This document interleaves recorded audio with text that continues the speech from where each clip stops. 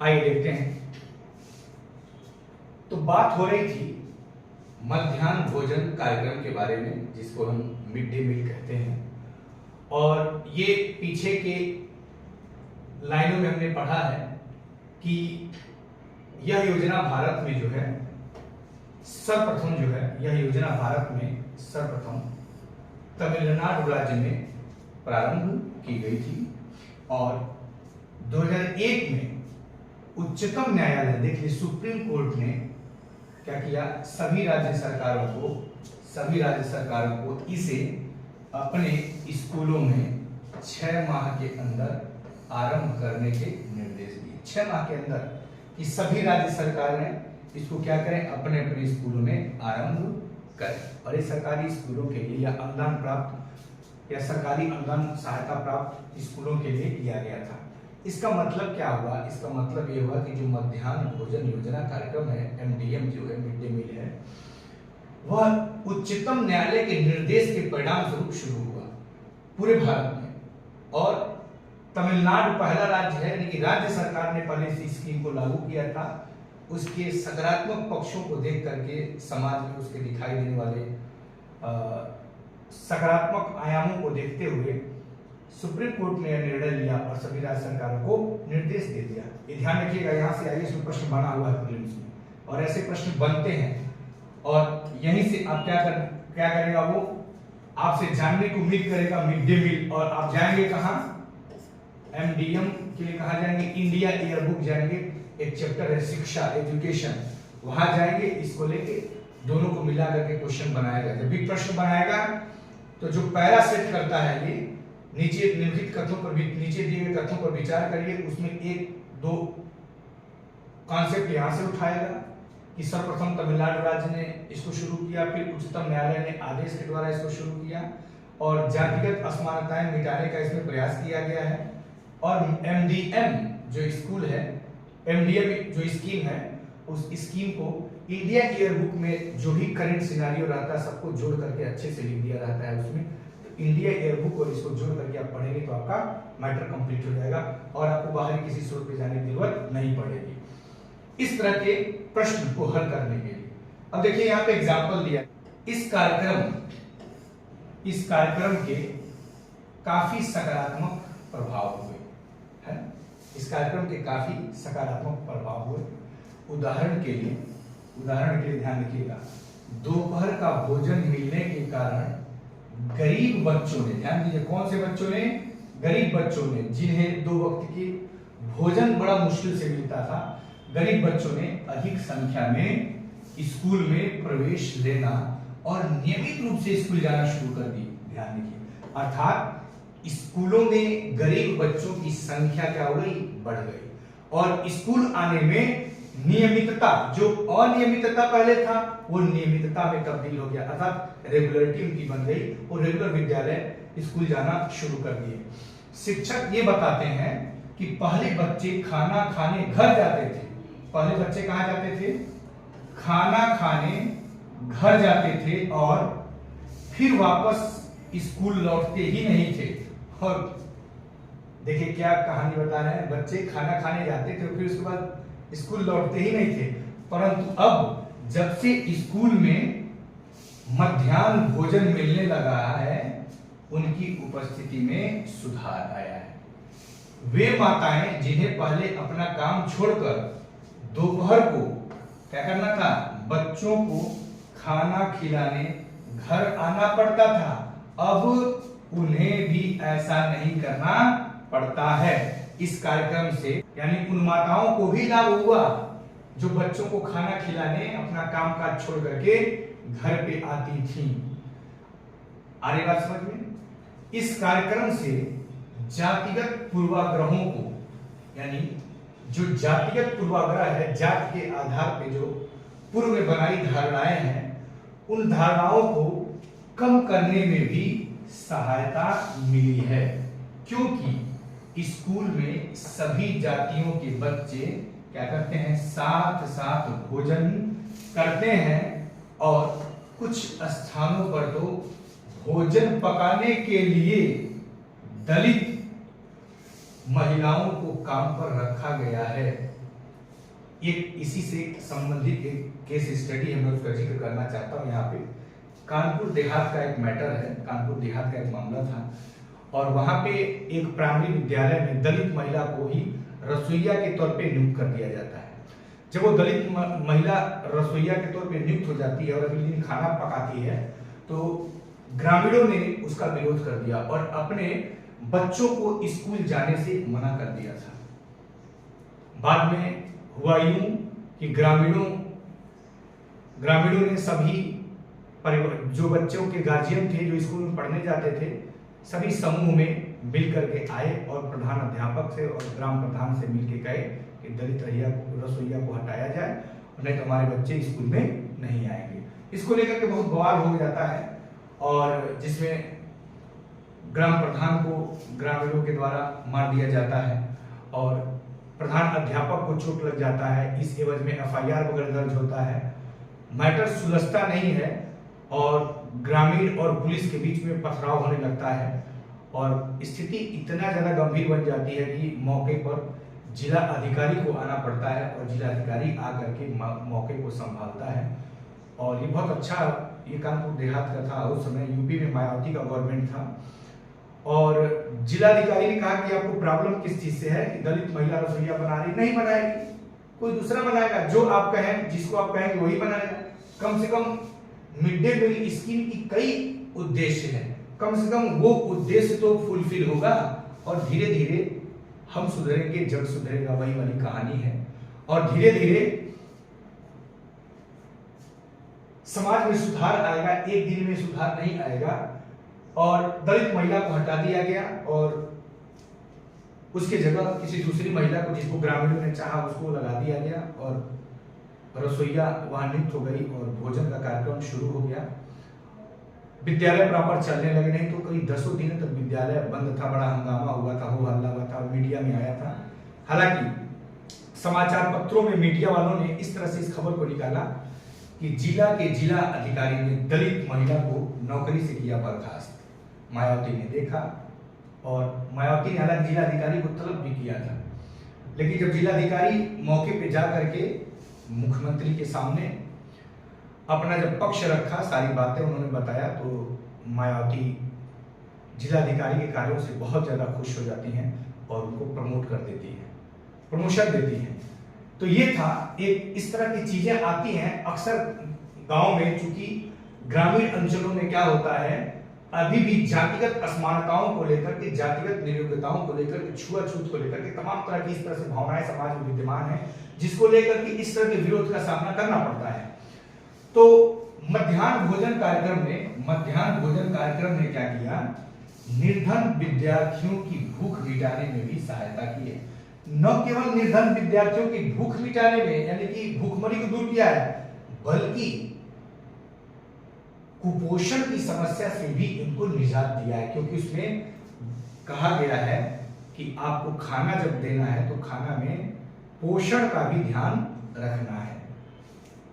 तो निर्धन विद्यार्थियों की भूख मिटाने में भी सहायता की है, जो प्रायः ऐसे बच्चे खाली पेट स्कूल आ जाते हैं और इस कारण पढ़ाई पर ध्यान केंद्रित नहीं कर पाते हैं, क्योंकि कहा गया ना, भूखे पेट नहीं है भजन गोपाला, कि जब कोई व्यक्ति भूखा पेट होता है तो न उसे भजन अच्छा लगता है, न भजन होता है, न पठन पाठन होगा।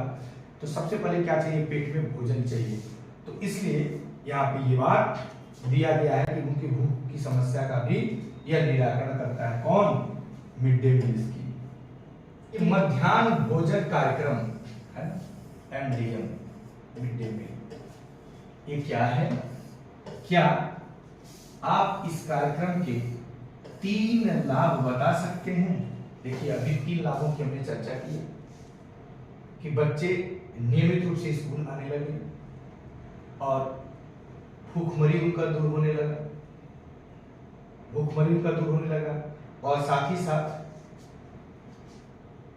जो जातिगत असमानताएं थी, जो जातिगत पूर्वाग्रह था, वो धीरे धीरे समाप्त होने लगा। आपके विचार से यह कार्यक्रम किस प्रकार समानता की भावना बढ़ा सकता है? किस प्रकार समानता की भावना बढ़ा सकता है? साथ साथ बच्चे बैठ करके, एक साथ विभिन्न जाति के बच्चे, विभिन्न धर्म के बच्चे एक साथ बैठ करके जब भोजन करते हैं तो समूहगत भावनाएं विकसित होती हैं, व्यक्तिगत भावनाएं दब जाती हैं, तो धीरे धीरे वो असमानताएं धीरे धीरे समानता में तब्दील होने लगती हैं। ये इसका बेनिफिट है। अपने क्षेत्र में लागू की गई किसी एक सरकारी योजना के बारे में पता लगाइए। इस योजना में क्या किया जाता है, यह किसके लाभ के लिए बनाई गई है। जैसे मान लीजिए एक योजना है मनरेगा, आप जानते हैं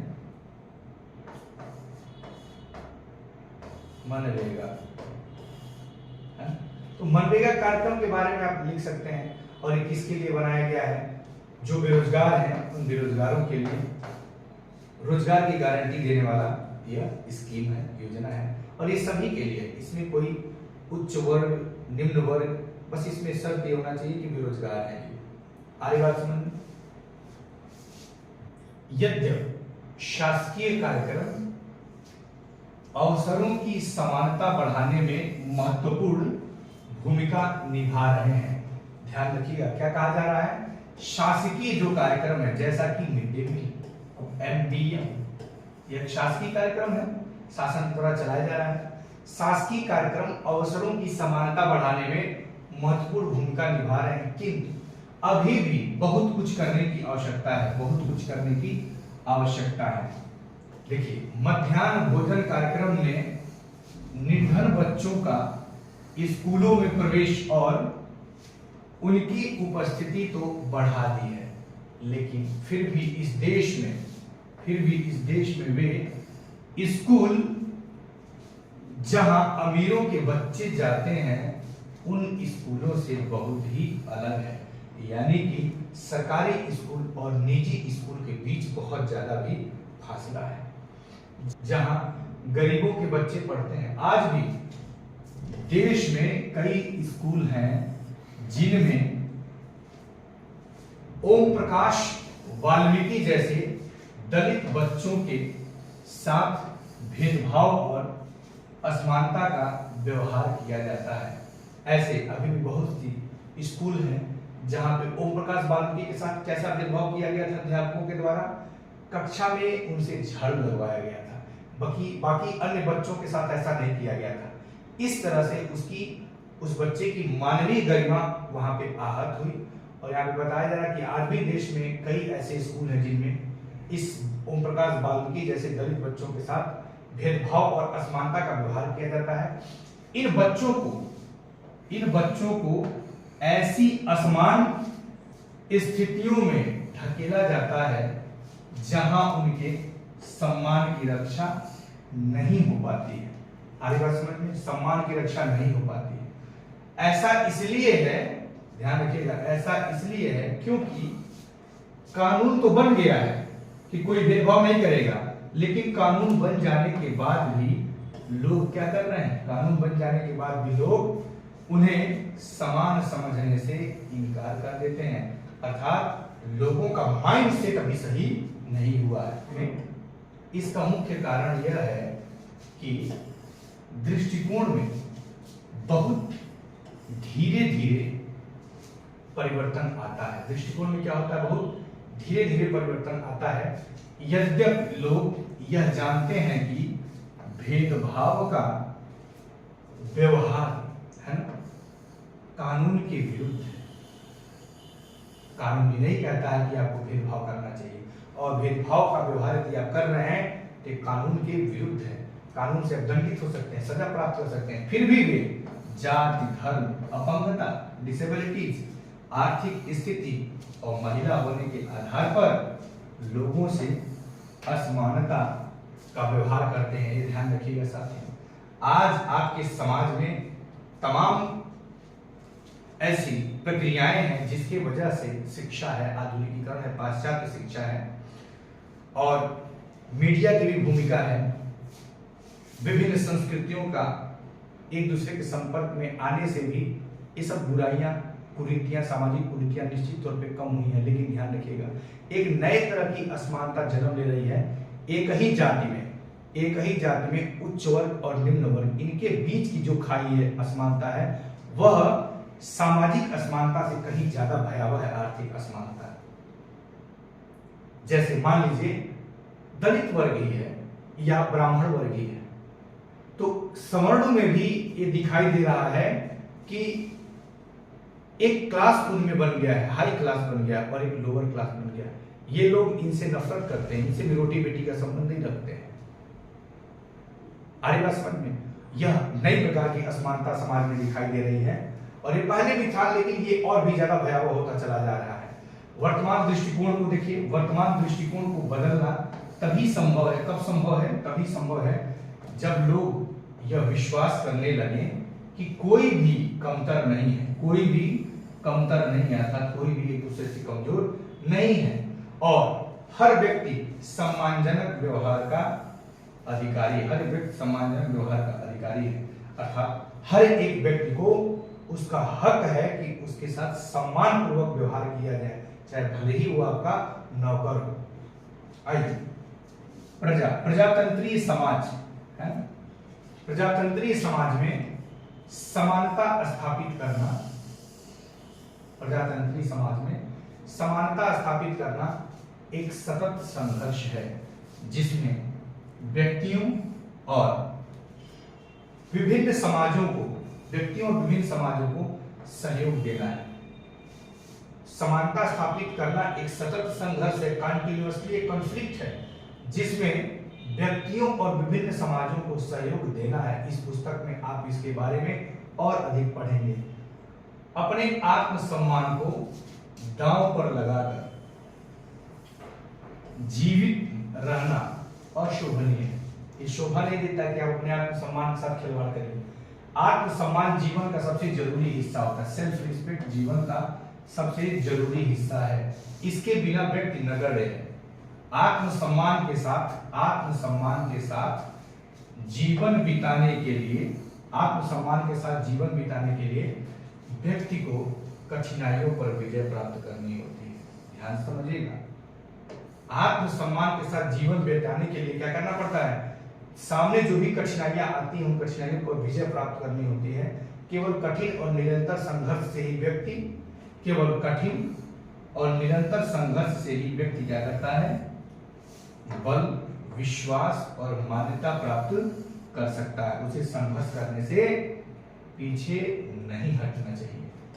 मनुष्य नाशवान है, हर व्यक्ति को किसी न किसी दिन मरना है, परंतु व्यक्ति को यह संकल्प लेना है, व्यक्ति को यह संकल्प लेना चाहिए कि वह अपने जीवन का बलिदान आत्मसम्मान के उच्च आदर्शों को विकसित करने और अपने मानव जीवन को बेहतर बनाने में करेगा। यानी मानव जीवन को क्या करना होगा? बेहतर बनाने में अपना जीवन खपाना होगा। किसी साहसी व्यक्ति के लिए आत्मसम्मान रहित जीवन जीने से अधिक अशोभनीय और कुछ नहीं है। किसी साहसी व्यक्ति के लिए, यदि कोई व्यक्ति साहसी है तो उसके लिए आत्मसम्मान रहित जीवन जीने से अधिक अशोभनीय और कुछ भी नहीं है। यानी कि आत्मसम्मान, अम्बेडकर साहब का कहना क्या है कि मरना तो एक दिन है ही है, तो क्यों ना आत्मसम्मान से जीवन जीने के लिए, मानवीय गरिमा को प्राप्त करने के लिए जो लड़ाई है, जो संघर्ष है, उस संघर्ष के आत्मसम्मान के उच्च आदर्शों को विकसित करने में अपने आप को क्यों न खपा दिया जाए, अपने आप को लगा दिया जाए। विकसित करने में और अपने मानव जीवन को बेहतर बनाने में हम करेंगे।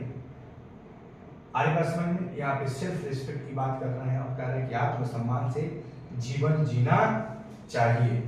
इस तरह का जो कोटेशन है, ये कोटेशन कहीं भी स्टेटमेंट उठा करके तेल लगा करके कोई आपको मेंस में क्वेश्चन भी आ सकता है, निबंध यहाँ से आ सकता है। जीवन जीने का मतलब है कि आत्मसम्मान युक्त जीवन जिया जाए। कुछ ऐसे यहाँ से ऐसे जरूर, जो समाज में असमानता व्याप्त है, उस असमानता को दूर करने के लिए किए गए प्रयासों के संदर्भ में इन लोगों का, ये महापुरुष हैं, इन महापुरुषों का जो भी स्टेटमेंट रहेगा, उस स्टेटमेंट को टेल लगा करके यहीं से आपके लिए निबंध पूछ दिया जाता है। और आप सोचते हैं कि ये निबंध कहाँ से आ रहा है? ये सब निबंध यहीं से आते हैं। अन्य लोकतंत्रों में समानता के मुद्दे, ध्यान रखिएगा। शायद आप सोच रहे होंगे कि क्या भारतीय लोकतंत्र ही ऐसा है जहां असमानता का अस्तित्व है और जहां समानता के लिए संघर्ष किया जा रहा है, जहां समानता के लिए संघर्ष जारी है, सच तो यह है कि संसार के अधिकांश लोकतंत्रीय देशों, ध्यान दीजिएगा, संसार के अधिकांश लोकतंत्रीय देशों में समानता के मुद्दे पर विशेष रूप से संघर्ष हो रहे हैं। यानी कि न केवल भारत में असमानता को खत्म करने के लिए संघर्ष किया जा रहा है, बल्कि भारत के अलावा संसार में अधिकांश लोकतंत्री देश ऐसे हैं जहां पर समानता के मुद्दे पर विशेष रूप से संघर्ष हो रहा है, अर्थात वहां भी असमानता है। ये अलग बात है कि भारत में असमानता का प्रारूप कुछ अलग हो सकता है, अन्य लोकतांत्रिक देशों में असमानता का प्रारूप अलग हो सकता है। उदाहरण के लिए संयुक्त राज्य अमेरिका में, यानी कि यूनाइटेड स्टेट ऑफ अमेरिका, विश्व का सबसे ताकतवर देश, वहां पे भी असमानता है। संयुक्त राज्य अमेरिका में अफ्रीकी अमेरिकन लोग, जिनके पूर्वज क्या थे, गुलाम थे और अफ्रीका से लाए गए थे, वे आज भी अपने जीवन को मुख्य रूप से असमान बताते हैं, यानी कि उनके साथ भी भेदभाव होता है। जबकि 1950 के अंतिम दशक में, जबकि 1950 के अंतिम दशक में अफ्रीकी अमेरिकनों को, यानी अफ्रीकी अमेरिकी मतलब जो अफ्रीका से आकर के अमेरिका में बसे हैं, उनको अफ्रीकी अमेरिकी कहा जा रहा है। अफ्रीकी अमेरिकनों को समान अधिकार दिलाने के लिए क्या हुआ, आंदोलन हुआ था। इससे पहले अफ्रीकी अमेरिकनों के साथ संयुक्त राज्य अमेरिका में बहुत असमानता का व्यवहार होता था, दोनों दर्जे का व्यवहार होता था और कानून भी उन्हें समान नहीं मानता था। ये देख लीजिए, कानून यानी कानूनी आधार पे भी उनके साथ भेदभाव होता था। उदाहरण के लिए बस से यात्रा करते समय उन्हें बस में पीछे बैठना पड़ता था, या जब भी कोई गोरा आदमी बैठना चाहे उन्हें अपनी सीट से उठ जाना पड़ता था। ऐसा ही गांधी जी के साथ भी हुआ ट्रेन में। दक्षिण अफ्रीका के स्टेशन पे उनको उतरना पड़ा, ट्रेन से बाहर निकाल दिया गया था। कुछ ऐसा ही हश्र हुआ था। फिर गांधी जी के अंदर आत्मसम्मान पर उनको चोट पहुंचा, फिर वहीं से असमानता को मिटाने के लिए उन्होंने वहीं से बीड़ा उठाया और आंदोलन शुरू किया। आप देखेंगे रोजा पार्क्स, जिसका फिगर भी आपको दिखाई दिया था, ये देखिए, ये देख रहे हैं आप, बैठ के बस में यात्रा कर रहे हैं। रोजा पार्क्स 1913-2005, यानी 1913 में इनका जन्म हुआ, 2005 में इनका डेथ हो गया था। एक अफ्रीकी अमेरिकन महिला थी,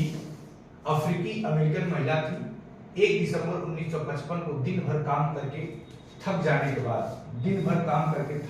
बाद बस में उन्होंने अपनी सीट एक गोरे व्यक्ति को देने से मना कर दिया है। गोरा व्यक्ति आया और कानूनन नियम था कि आपको गोरा व्यक्ति आएगा तो सीट दे देना पड़ेगा, तो सीट एक गोरे व्यक्ति को देने से मना कर दिया। उस दिन उनके इनकार से अफ्रीकी अमेरिकनों के साथ असमानता को लेकर एक विशाल आंदोलन प्रारंभ हो गया, जो नागरिक अधिकार आंदोलन यानी कि सिविल राइट्स मूवमेंट कहलाया, नागरिक अधिकार आंदोलन कहलाया। 1964 के नागरिक अधिकार अधिनियम ने, 1964 में बना था नागरिक अधिकार अधिनियम ने नस्ल, धर्म और राष्ट्रीय मूल के आधार पर भेदभाव को निषेध कर दिया। देखिए, यानी कि आंदोलन के बाद नया कानून बना और नए कानून में नस्ल के आधार पे, धर्म के आधार पर, राष्ट्रीय मूल के आधार पे भेदभाव को क्या कर दिया, निषेध कर दिया, मना कर दिया। इसने यह भी कहा कि अफ्रीकी अमेरिकन बच्चों के लिए सब स्कूलों के दरवाजे खोले जाएंगे, कानून बन गया, और उन्हें उन अलग स्कूलों में नहीं जाना पड़ेगा जो विशेष रूप से केवल उन्हीं के लिए खोले गए थे, यानी कि देखिए अफ्रीकी अमेरिकी लोगों के लिए अलग प्रकार के स्कूल खोले गए थे और उनके बच्चे केवल उसी में जा सकते थे। लेकिन 1964 का नागरिक अधिकार आंदोलन ने ये सब चीज क्या कर दिया, खत्म कर दिया, सारे बैरियर्स तोड़ दिए। इतना होने के बावजूद भी अधिकांश अफ्रीकी अमेरिकन गरीब है। अधिकतर अफ्रीकी अमेरिकन बच्चे केवल ऐसे सरकारी स्कूलों में प्रवेश लेने की ही सामर्थ्य रखते हैं जहां कम सुविधाएं हैं और कम योग्यता वाले शिक्षक हैं, जबकि गोरे विद्यार्थी निजी स्कूलों में जाते हैं या उन क्षेत्रों में रहते हैं जहां के सरकारी स्कूलों का स्तर निजी स्कूलों जैसा ही ऊंचा है। जैसे दिल्ली के सरकारी स्कूल पर ही हम देखें तो निजी स्कूलों के समतुल्य दिखता है, लेकिन यूपी के सरकारी स्कूल को देखिए तो इसकी कंडीशन बहुत ही खराब है। यहां देखिए, हालांकि अमेरिका की बात हो रहा है। पूजा पार्क्स एक अफ्रीकी अमेरिकन औरत हैं जिनकी एक विद्रोही प्रतिक्रिया ने अमेरिकी इतिहास की दिशा बदल दी। यानी वहां अफ्रीकी अमेरिकियों के साथ जो भेदभाव हो रहा था उसको दूर करने के लिए 1964 में कानून तक बन गया। यहां देखिए, भारत के संविधान के अनुच्छेद 15 में भी कुछ ऐसी बातें बताई गई हैं जो इस चैप्टर में समानता के उद्देश्यों को क्या करता है, पूरा करता है। देखिए यहां कहा गया है धर्म, मूल वंश, जात, लिंग या जन्म स्थान के आधार पर विभेद का प्रतिषेध। इसका मतलब प्रतिषेध मतलब मना किया गया, विभेद मतलब आप भेद में भाव नहीं कर सकते। किसके आधार पे? जन्म स्थान के आधार पे कि आपका जन्म यहाँ हुआ है या वहां हुआ है। लिंग के आधार पे आप मेल है या फीमेल है। जात के आधार पे या मूल वंश की मूलता आप कहां से किस वंश के हैं, या धर्म के आधार पे। धर्म, मूल वंश, जात, लिंग या जन्म स्थान के आधार पर विभेद को मना किया गया है, प्रतिषेध किया गया, प्रोहिबिटेड किया गया है। क्या कहा गया है? देखिए, राज्य क्या करेगा? राज्य किसी नागरिक के विरुद्ध केवल धर्म, मूलवंश, जात, लिंग, जन्म स्थान या इनमें से किसी के आधार पर कोई विभेद नहीं करेगा। राज्य कोई विभेद नहीं करेगा। कोई नागरिक केवल धर्म, मूलवंश, जात, लिंग, जन्म स्थान या इनमें से किसी के आधार पर दुकानों, सार्वजनिक भोजनालयों, होटलों और सार्वजनिक मनोरंजन के स्थानों में प्रवेश या पूर्णतः या भागतः राज्य निधि से पोषित या साधारण जनता के प्रयोग के लिए समर्पित कुओं, तालाबों, स्नान घाटों, सड़कों और सार्वजनिक समागम के स्थानों के उपयोग के संबंध में किसी भी निर्योग्यता, दायित्व, निर्बंधन या शर्त के अधीन नहीं होगा। लोकतंत्र की चुनौती क्या है? क्या चुनौती है, क्या चैलेंजेस है? कह रहा है कि किसी भी देश को पूरी तरह से लोकतंत्रीय नहीं कहा जा सकता। किसी भी देश को पूरी तरह से लोकतंत्रीय नहीं कहा जा सकता। हमेशा से ही ऐसे समुदाय और व्यक्ति होते हैं, ऐसे समुदाय और व्यक्ति होते हैं जो लोकतंत्र को नए अर्थ देते हैं और अधिक से अधिक समानता लाने के लिए नए नए सवाल उठाते हैं। इसके केंद्र में वह संघर्ष है जो सब व्यक्तियों को समानता और सम्मान दिलाने का पक्षधर है। इस पुस्तक में आप पढ़ेंगे कि किस तरह समानता का प्रश्न, किसका प्रश्न? समानता का प्रश्न भारतीय लोकतंत्र में हमारे दैनिक जीवन के विभिन्न पहलुओं को प्रभावित करता है। किस तरीके से समानता का जो प्रश्न है भारतीय लोकतंत्र में हमारे दैनिक जीवन के विभिन्न पहलुओं को प्रभावित करता है। आज भी देखिए, आज के डेट में करंट सिनेरियो में इंटरकास्ट मैरिज एक बहुत चैलेंजिंग टास्क है। इन पाठों को पढ़ते हुए विचार कीजिए कि क्या सब व्यक्तियों की समानता और उनके आत्मसम्मान को ऊंचा रखने की भावना को लोग स्वीकार कर रहे हैं या नहीं, क्योंकि इनको दूसरे से कोई लेना देना ही नहीं है और अपने बारे में ही केवल सोचना है। यहाँ देखिए, सुगम्य भारत अभियान एक अभियान चलाया गया है। जो डिसेबल व्यक्ति हैं, जो फिजिकली चैलेंज लोग हैं, उनके लिए यहाँ पे कार्यक्रम है कैसे उनको समाज की मुख्य धारा से जोड़ा जा रहा है। उनको कैसे, आप देखिए ईरा सिंघल वगैरह आईएएस बन गई, फिजिकली डिसेबल है। चैलेंजेस तो आती है, लेकिन ये चैलेंजेस व्यक्ति की, एक कोई तिवारी करके लड़का है वो आईएएस बना है, आप देखिए उसके दोनों पैर नहीं कट गए हैं, इसी बार आईएएस में सेलेक्ट हुआ है। लोकतंत्र में सार्वभौमिक वयस्क मताधिकार क्यों महत्वपूर्ण है? इस प्रश्न को लिखिए, लिखने की कोशिश करिए। दूसरा दिया गया है, बॉक्स में दिए गए संविधान के अनुच्छेद 15 के अंश को पुनः पढ़िए और दो ऐसे तरीके बताइए जिनसे यह अनुच्छेद असमानता को क्या करता है, दूर करता है। कैसे असमानता को दूर करता है? प्रतिषेध लगा करके दूर करता है। ओम प्रकाश वाल्मीकि का अनुभव अंसारी दंपति के, ओम प्रकाश वाल्मीकि का अनुभव अंसारी दंपति के अनुभव से किस प्रकार मिलता था? दोनों के आत्मसम्मान पे चोट लगा था। जहां ओम प्रकाश वाल्मीकि को चोट ये पहुंचा था कि उनसे झाड़ू लगवाया गया था, और अंसारी दंपति से क्या चोट लगा था? अंसारी दंपति को प्रॉब्लम ये था कि वो कोई किराए पे कमरे नहीं दे रहा था। जैसे इन्होंने अपने धर्म के बारे में उल्लेख किया कि ये फला धर्म से बिलोंग करते हैं।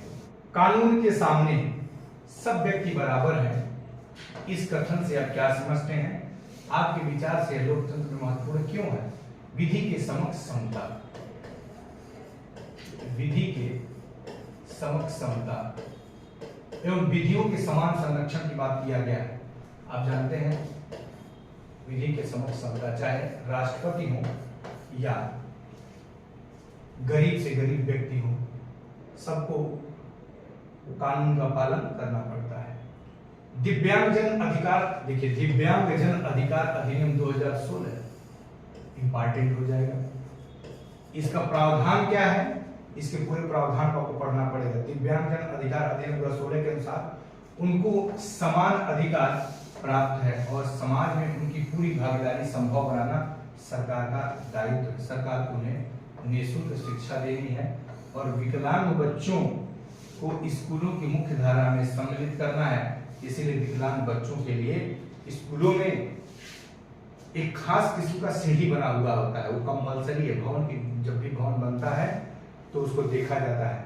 कानून यह भी कहता है कि सभी सार्वजनिक स्थल जैसे भवन, स्कूल आदि में ढलान, देखिए ढलान यही बनाए जाने चाहिए जिससे वहां विकलांगों के लिए पहुंचना सरल हो।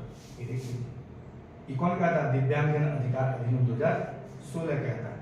चित्र को देखिए और उस बच्चे के बारे में सोचिए जिसे सीढ़ियों से नीचे, इसको सीढ़ियों से नीचे लाया जा रहा है क्योंकि वही ढलान नहीं बनाए गए हैं। यदि ढलान बना होता तो उसके लिए आसान हो जाता है। यहाँ फिगर में देखिए कैसे सीढ़ियों से लाया जा रहा है जिससे वहां विकलांगों के लिए पहुंचना सरल हो। चित्र को देखिए और उस बच्चे के बारे में सोचिए जिसे सीढ़ियों से नीचे लाया जा रहा है। क्या आपको लगता है कि इस स्थिति में उपयुक्त कानून लागू किया जा रहा है? नहीं लागू किया जा रहा है। कानून तो बन गया, दिव्यांगजन अधिकार अधिनियम 2016। क्या आपको लगता है कि इस स्थिति में उपयुक्त कानून लागू किया जा रहा है? वह भवन में आसानी से आ जा सके उसके लिए क्या करना आवश्यक है? सीढ़ी की जगह साइड में ढलान भी एक होना चाहिए। उसे उठाकर सीढ़ियों से उतारा जाना उसके सम्मान और उसकी सुरक्षा को कैसे प्रभावित करता है? बार बार उसे एहसास दिलाया जा रहा है कि वो विकलांग है, वो दिव्यांग है, उसे टांग के लिए जाया जा रहा है, चार लोग उसका मजाक उड़ाते हैं। तो ये ध्यान रखिए उसके आत्मसम्मान के खिलाफ है। शब्द संकलन दिया गया है ना? दिया हुआ सार्वभौमिक वयस्क मताधिकार, ये कह रहा है कि यह लोकतांत्रिक समाज का अत्यंत महत्वपूर्ण पहलू है। इसका अर्थ है कि सभी वयस्क 18 वर्ष आयु प्राप्त करने वाला एवं उससे अधिक आयु के, ध्यान से समझिए, सभी वयस्क का मतलब 18 वर्ष एवं उससे अधिक आयु के नागरिकों को वोट देने का अधिकार है, चाहे उसकी सामाजिक या आर्थिक पृष्ठभूमि कुछ भी हो। गरिमा का क्या अर्थ है? गरिमा का तात्पर्य क्या है? इसका तात्पर्य है अपने आप को और दूसरे व्यक्तियों को सम्मान योग्य समझने से। गरिमा का अर्थ क्या है? इसका तात्पर्य है अपने आप को और दूसरे व्यक्तियों को सम्मान योग्य समझने की, अपना भी सम्मान करना है और दूसरे व्यक्तियों को भी सम्मान योग्य समझना कि हाँ ये व्यक्ति भी सम्मान योग्य है। क्योंकि जब आप उसको तुच्छ नजरों से देखेंगे आप और उसको कमतर करके आंकेंगे तो उसे सम्मान नहीं दे पाएंगे। ध्यान रखिएगा, समाज में प्रत्येक व्यक्ति की एक अलग भूमिका है, उसके बिना आपका जीवन नहीं चल पाएगा निश्चित तौर पे। इसको आप समझेंगे तब। इसलिए जो श्रम विभाजन किया गया है वो कार्यों का बंटवारा किया गया था वर्ण व्यवस्था में, एक तरह से देखा जाए तो यदि वो नहीं रहेगा तो अच्छे से प्रोडक्शन नहीं होगा, अच्छे से प्रोडक्शन नहीं होगा तो आपका समाज विकास नहीं कर पाएगा।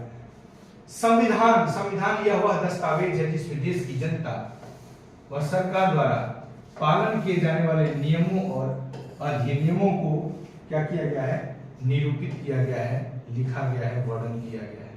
अब आता है नागरिक अधिकार आंदोलन। कौन चलाया था? रोजा पार्क्स ने चलाया था, उन्हीं के प्रयासों से चला था। नागरिक अधिकार आंदोलन अमेरिका में चला था 1964 में। नागरिक अधिकार आंदोलन एक आंदोलन है जो संयुक्त राज्य अमेरिका में 1950 के दशक के अंत में प्रारंभ हुआ और जिसमें अफ्रीकी अमेरिकन लोगों ने नस्लगत भेदभाव को, कौन सा भेदभाव? नस्लगत भेदभाव को समाप्त करने और समान अधिकारों की मांग किया। आगे बात है समझ में। ये था साथियों एनसीईआरटी, यहाँ ये कंप्लीट हुआ।